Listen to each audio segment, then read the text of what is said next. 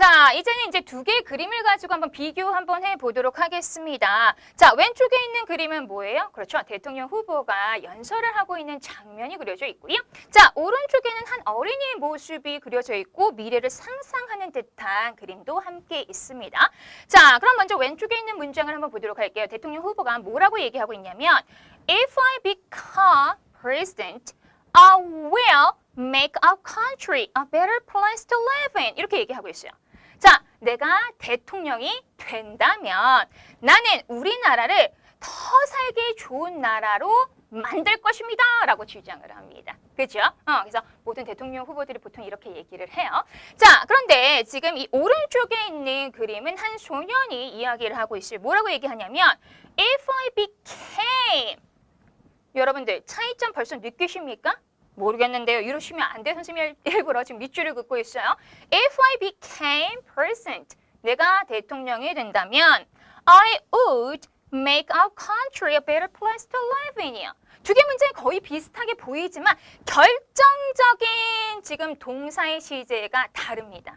눈치채셨나요? 자, 이 문장은 어떤 의미예요? 내가 대통령이 된다면 우리나라를 더 살기 좋은 나라로 만들 텐데 라고 얘기해요.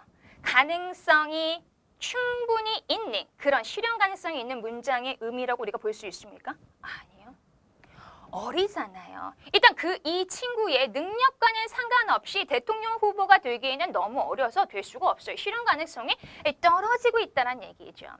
자, 아래에 있는 해석을 여러분들 비교하시면 선생님 저는 이 말이 그 말인 것 같고 저 말이 이 말인 것 같은데요. 이렇게 이야기하는 친구들 많아요.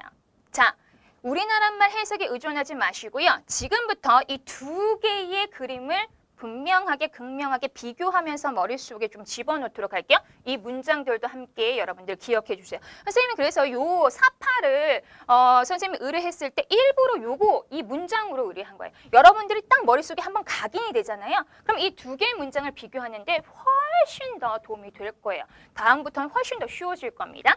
자, 그러면 한번 정리해 보도록 할게요. 자, 우리가 오른쪽에서 한 아이의 문장을 봤어요. 말하는 그죠? 그 문장을 봤는데 그 문장을 우리가 뭐라고 부르냐면 가정법 과거의 문장이다라고 얘기해요. 지난 시간에 선생님이 언급하긴 했는데 가정법 과거라는 이 용어는 과거의 일을 나타내서 붙여진 이름이 X 아닙니다. 그죠?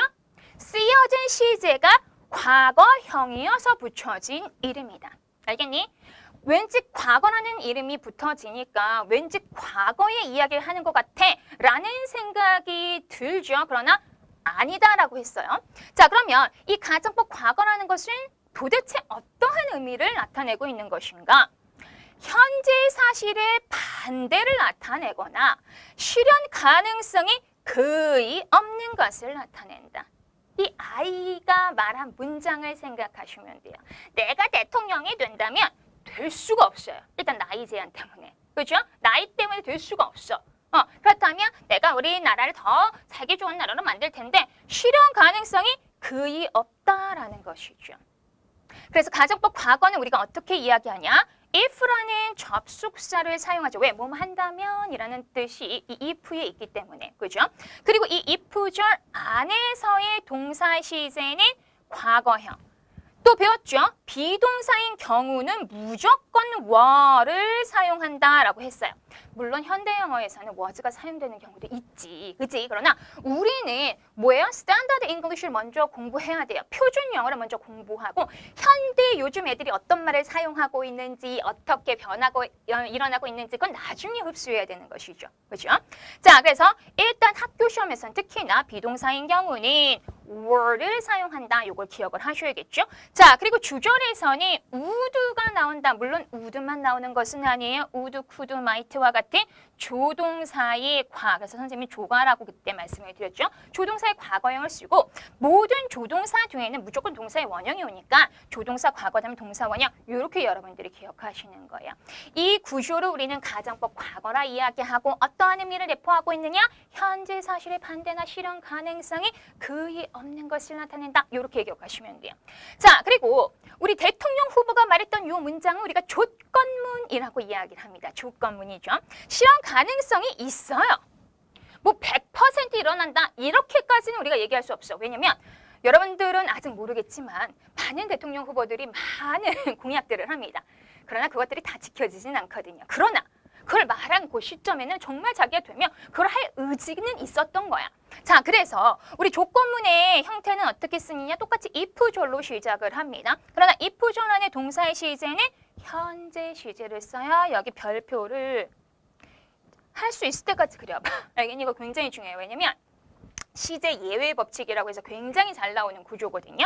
자, 그리고 지금 주절에서는 will이라든지 조동사의 과거형이 아니라 조동사 그대로 썼죠. 그래서 아까 전에 우리 그 문장을 보세요. 내가 대통령이 된다면 if I become 현장 썼어.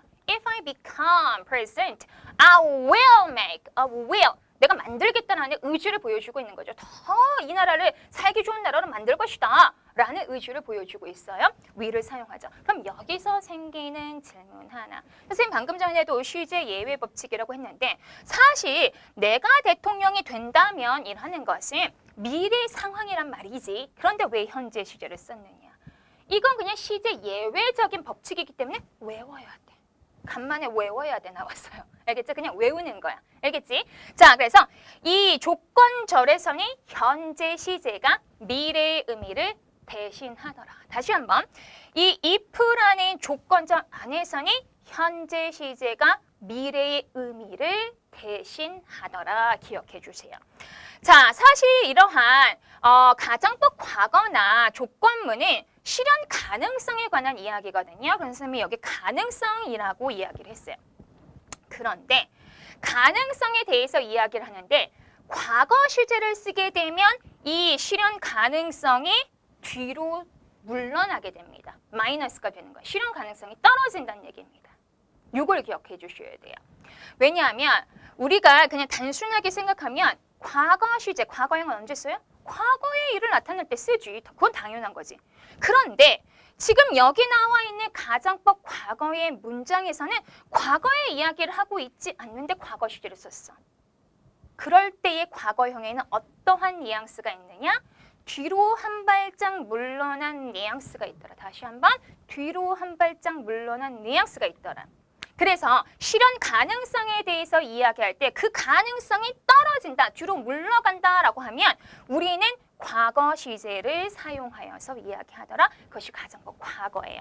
보세요. If you studied, 과거형 썼죠. If you studied harder, you'd pass the exam.